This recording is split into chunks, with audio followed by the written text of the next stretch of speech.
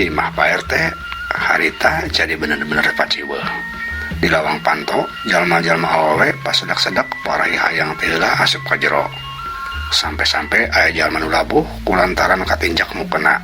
Tuluy eta jalma kalerejeg atuh eta jalma teh meuni guguakan. Aduh, ieu tolong. Aduh, ieu tolong. Ieu awak ming katejek. Aduh, tolong. Cek eta jalma awewe anu kalerejeg. Mama Kiai Jakaria jeung sajeuna meuni gogodeg nampo eta kajadian. Tuluy pok Mama Kiai ngomong ke Pak RT. Pak RT, Pak Ici, Pak Lebe, itu jalmi-jalmi istri eta kunaon. Cobi cik ku Pak RT sareng Pak Lebe panggeureurkeun. Cek Mama Kiai. Pak RT, Pak Lebe jeung kulisi tuluy nyalampirkeun ka jalma-jalma awewe anu masih keneh paciweuh teu puguh. Nanahan ieu nanahan. Aya naon ieu teh aya naon? Cek Pak RT ngagorowok. Kabener atuh bae nage kawas lain kolot bae. Sok kabener keluar. Kulisi oge ngagorowok. Sok keluar deui. Teu paruguh ongkoh moal bener atuh ari kieu mah carana. Pada bae oge ilu ngageunggeurkeun. Tapi jalma-jalma awewe saurang ge nu daek keluar. Atuh tuluy Pak RT palabe jeung kulisi pating kalacat arasup ka jero. Sampai di lawang tuluy Pak RT ngomong. Ibu-ibu, nanahan ieu teh. Ieu rek iraha mulai salat berjamaah ari kieu carana. Cek Pak RT. Saha bari nagih pamawana ieu teh? Cek kulisi.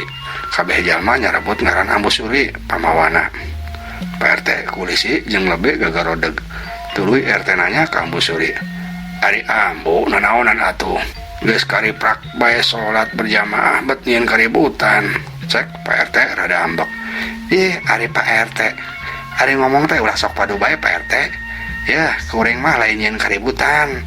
Tapi kuring mah ngabela kabeneran. Ngabela kaum awewe. Tembal Ambu Suri ngajawabna meuni capeta. Pak RT, Pak Lebe jeung kulisi pada nyurang. Ngabelaan kaum awewe, ngabelaan kabeneran. Naon maksudna ari Ambu? Sok teu paruguh ongkoh. Cek Pak RT. Ambu Suri ngareret ka Cinenti. Cinenti, sok ku Cinenti tembalana. Cek Ambu Suri ka Cinenti. Tapi Cinenti godeg. Atuh ku Ambu bae. Ari kuring mah panurutkeun ka Ambu tadi teh. Pan Ambu nu ngajakna. Cinenti embungeun.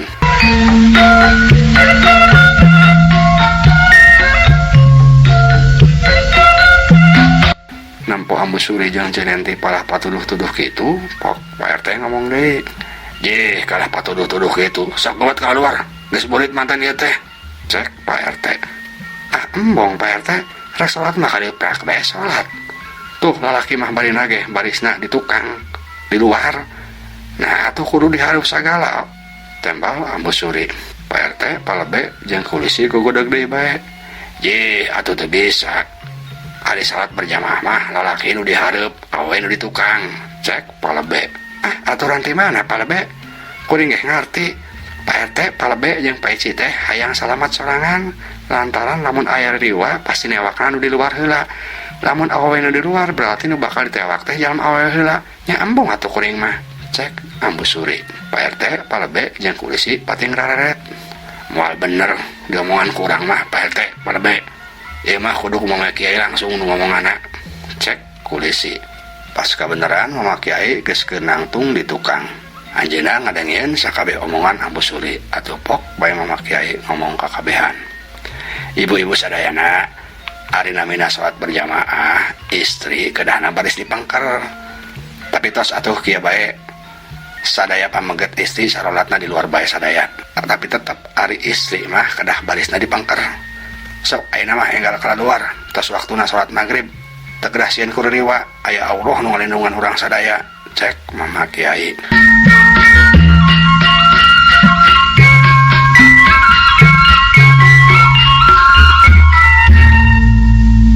Ada yang omongan Mama Kiai mah Ambu Suri akhirna nurut. Tah lamun kitu adil. Hayu ibu-ibu sadaya urang kaluar deui. Cek Ambu Suri bari jeung nangtung. Nu sajena ari nangtung terus kalaluar. Sanggeus araya di luar deui tuluy baris rek salat berjamaah magrib. Ku Pak RT, Pak Lebe jeung kulisi diatur deui. Lalaki baris dihareup awewe di tukang. Terus Pak Lebe nangtung adzan. Sanggeus adzan mahena qomat. Satuluyna salat berjamaah. Anu jadi imamna Mama Kiai Jakaria.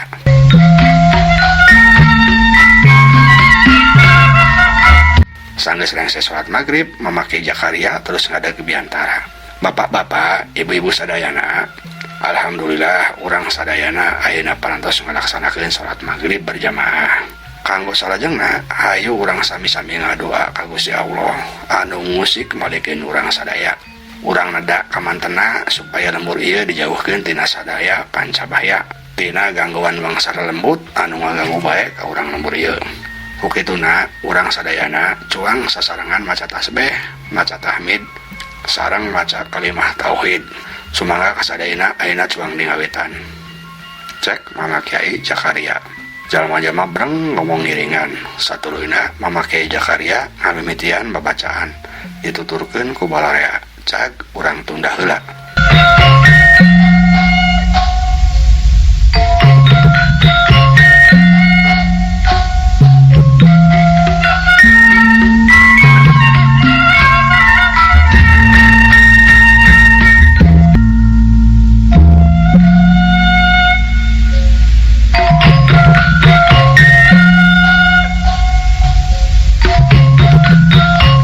Ayeuna urang caturkeun heula basura anu masih keneh di perjalanan rek balik ka lembur luhur.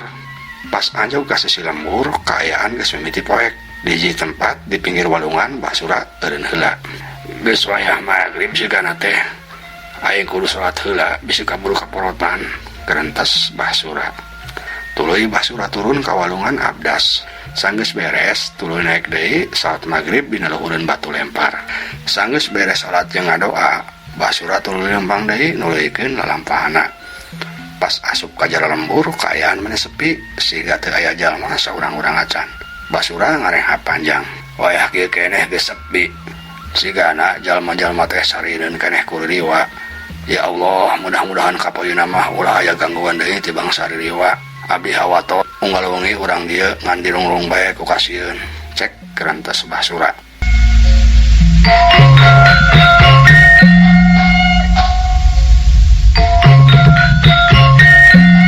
Basura tuluy lempang deui rek muru ka imah Pak RT. Lantaran imah maena mah ti harita kaduruk teh can kaburu dibangun deui. Sabab basura teu hasil neangan waragadna. Sabab katipu jeung katipu bae. Penting ieu basura rek niat ngarereb di imah Pak RT. Kira-kira 100 meteran ti imah Pak RT kadenge sora jalma-jalma anu keur tahlil meuningna gerenggeng. Renjag basura ngarenjag tuluy eureun heula. Geuning sadaya nu tahlil di imah Pak RT. Moal gitu kenahlilan si Ambu mamajikan aing. Namun bener kenahlilan si Ambu teh Pak RT memang bela ka aing. Sedangkeun aing namah tiba heula teu pernah nyieun kahadean ka urang dieu teh. Gerentas basura bari tuluy lempang deui.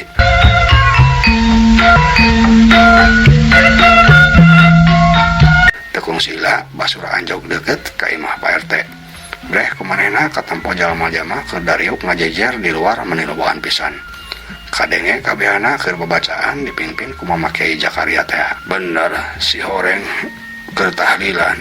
Waduh menilobohan pisan. Baik jaing sigana mah salembur tumplek kabeh ka dieu. Si horeng jalma-jalma teh kabeh barela ka aing. Ya Allah, mudah-mudahan si Ambu nu ditahlilana sing dihapunten sagala dosana, sing ditampi iman Islamna gerentas basura. Lantaran disangka kumanehna mah jalma-jalma teh keur nahlilan Ambu Suri. Ari basura teu apaleun lamun sabenerna mah Ambu Suri teh hirup keneh.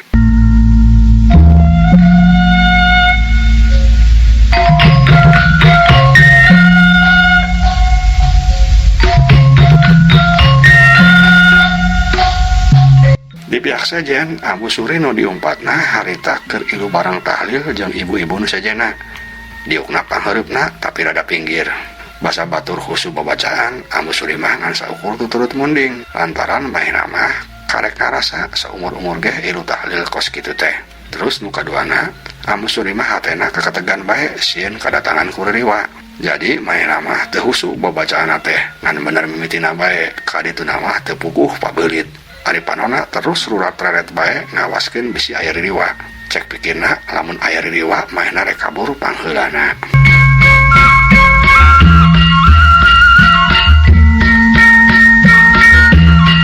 Keur kitu basura nu keur lempang beuki deukeut bae ka palebah jalma-jalma. Pas kabeneran Ambu Suri ngareret pisan ka palebah kenca. Renjag Ambu Suri ngarenjag. Gini itu sih gak si Abah gerentes Ambu Suri bari tuluy panona nyedik-nyedik ka Basura. Beuki lila Basura nu kelempang beuki deket. Beuki jelas wae katampok ku Ambu Suri. Atuh Ambu Suri meuni bungah ka Cida. Bener si Abah datang. Aduh syukur teuing. Gerentes Ambu Suri deui. Saking bungahna Ambu Suri tuluy nangtung bareng-bareng lompat nyamperkeun ka Basura. Siga bae budak leutik anu bungah pedah kolotna datang. Bari lompat Ambu Suri ngagorowok. Abah cek Ambu Suri bari lompat muru ka Basura. Ari Basurana meuni leuwas ngadenge sora Ambu Suri ngageruan manehna teh lantaran Basura mah masih keneh can apal lamun Ambu Suri teh teu maot kaduruk. Atuh Basura ngarenjak pisan ret kapal bah Ambu Suri anu keur lompat muru ka manehna. Basura bener-bener leuwas sungutna calangap tur nyorojot jadi disangka ku Basura mah Ambu Suri nu keur nyamperkeun teh Ridiwana. Atuh kuak Basura langsung ngagoak. Ridiwa tolong cek Basura ngagorowak tarik tuluy pecir maena ngabecir balik deui. Nadenge Basura ngagorowok air Ridiwa Ambu Suri leuwas. Disangka ku manehna mah Basura ngagorowok Ridiwa teh lain ka manehna tapi kulantaran bener aya Ridiwa. Atuh jadi nama Ambu Suri teh kabasoak kuno soak. Gorowok manehna ge ngagorowok. Tolong aya Ridiwa, tolong. Abah tungguan Abah. Cek Ambu Suri bari becir manehna ge ngabecir nuturkeun Basura.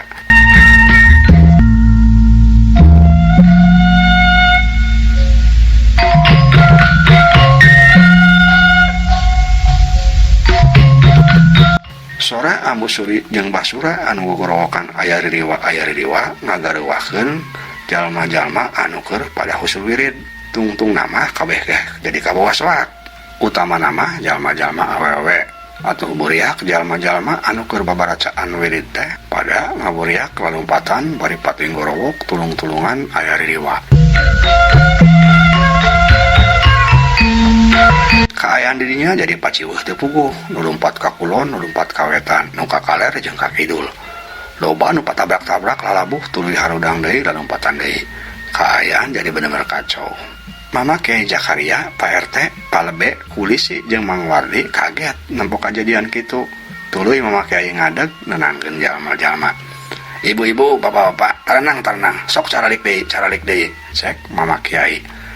Pak RT Kulisi Palebe jeung Mang Wardi oge ilu nenangkeun. Aya naon ieu aya naon? Sok caralik deui, tenang. Cek Pak RT kitu deui Palebe jeung Kulisi.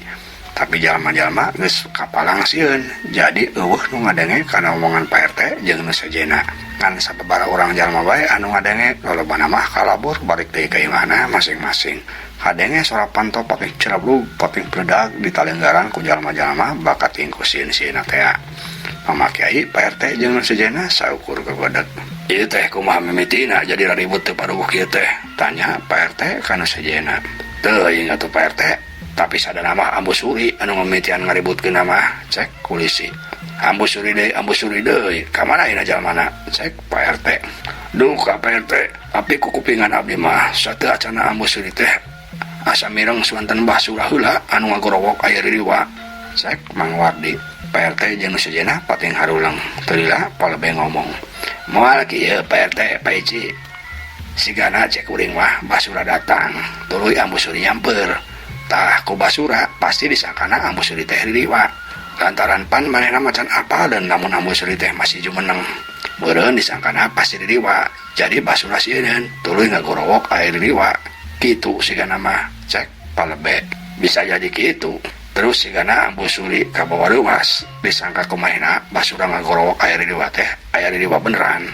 Jadi manehna ge kabawa ngagorowok aya Ridiwa tuluy kabur. Kitu sigana mah cek Pak RT ngabenerkeun omongan Palebe. Pami kitu sok pilarian Ambu Suri sareng Basurana hawatos teras jelaskeun yen Ambu Suri masih keneh jumeneng. Mama Kiai nu ti tadi cicing bae ilu ngomong. Oh mohon mangga Mama Kiai, cek Pak RT. Tuluy manehna ngajak Kulisi jeung Mang Wardi neangan Ambu Suri jeung Basura. Pak Ici, Mang Wardi, hayu cuang neangan Ambu Suri jeung Basura heula. Keun Palebe mah di dieu ngarencangan Mama Kiai. Cek Pak RT. Hayu Kulisi nembalan.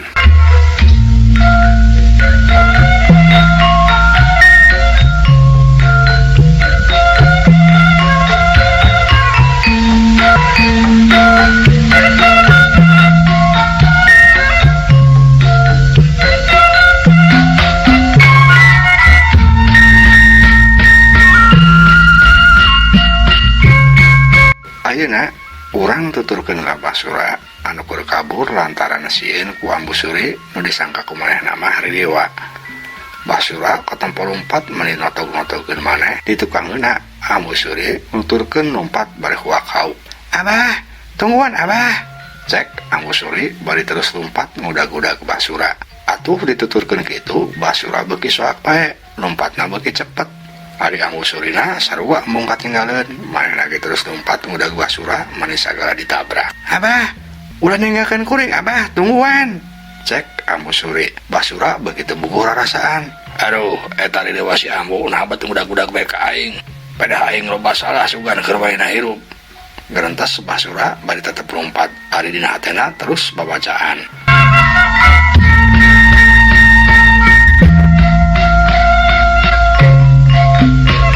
Sampai di hiji tempat, Basura ngerasa capek. Reg eureun lompatna, napasna kadenge mending ngahegak. Tapi keur kitu kadenge deui sora Ambu Suri ngagerowan. "Abah, tungguan," sora Ambu Suri deui. Breh katempo Ambu Suri anu make keneh mukena. Atuh meuni katempo bodas ngaplak nyamperkeun ka Babah Basura. Basura beuki soak deui bae. "Aduh, geuning ieu mah jurig teh bandel pisan. Babacaan ku babacaan atuh aing teh. Tapi nah jurig teh geuning udag-udag wae." Gerentas Basura tuluy mainna rek lompat deui tapi sukuna teh kait kana akar kubrag Basura labuh tuluy gegerungan.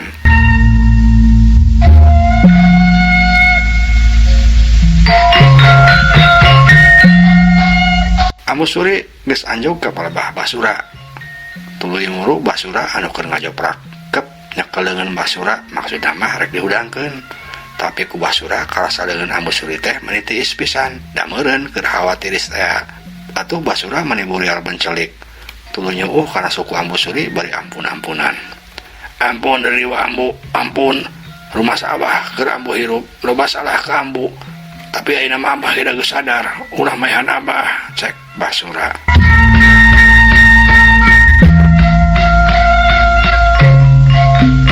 Nampo Basura nyeuuh ampun-ampunan bari nyebut Ridewa sagala, Ambu Suri ngarasa seueul.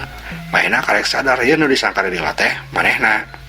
"Kurang ngajar, si horeng aing nu disangka Ridewa ku si Abah teh.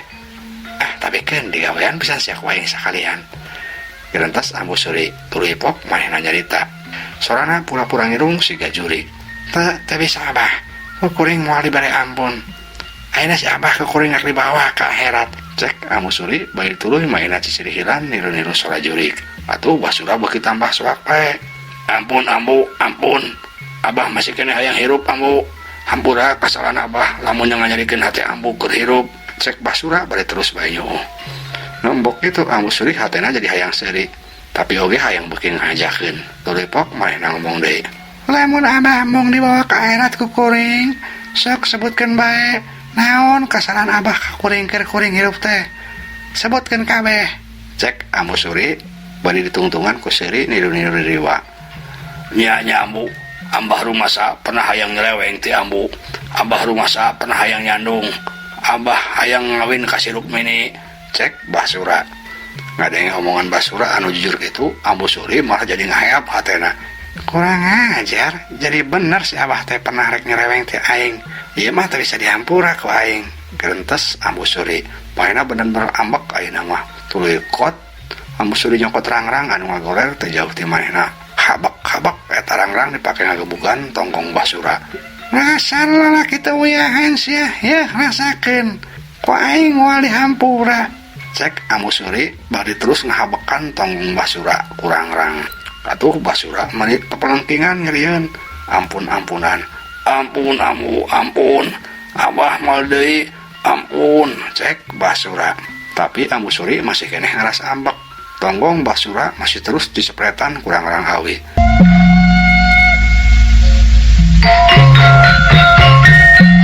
Keur kitu ujug-ujug cikikik kadenge sora anu cicirihilan di luar tangkal.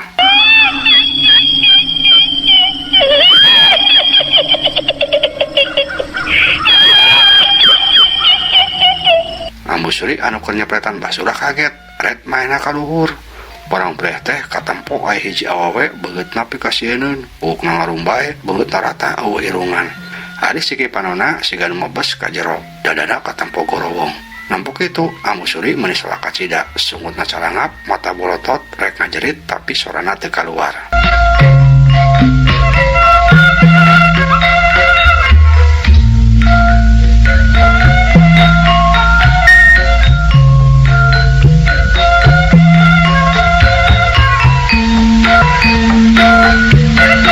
Mitra budaya Sunda panenengan sadayana manawi sakiheula dongeng Sunda anu judulna ditagih Pati Kuriwa bagian ke-38 kantun 2 episode bagian terakhir.